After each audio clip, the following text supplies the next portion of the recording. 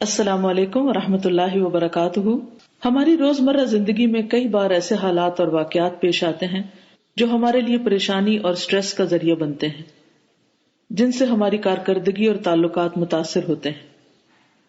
عموماً جب کوئی شخص ہمارا مذاق اڑاتا ہے، طعن و تشنیع کرتا ہے، کام میں بلا وجہ نقص نکالتا ہے، عیب جوئی کرتا ہے، جلی کٹی سناتا ہے یا کوئی بھی اخلاق سے گری ہوئی حرکت کرتا ہے تو ہم تکلیف محسوس کرتے ہیں اور فوراً ہی ایسے لوگوں سے قطع تعلقی کرنے کا سوچنے لگتے ہیں۔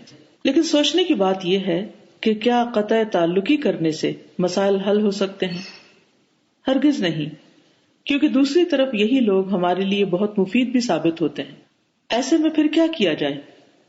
ابن ماجہ کی یہ حدیث اس حوالے سے ہماری بہترین رہنمائی کرتی ہے۔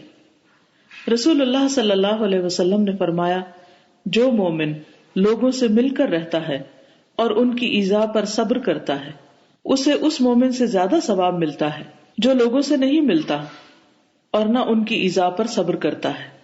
گویا ایسے رویوں پر صبر کا مظاہرہ کرتے ہوئے، اللہ سے اچھے اجر کی امید رکھتے ہوئے، forgive and forget کے اصول پر عمل کرتے ہوئے زندگی کا سفر جاری رکھا جائے۔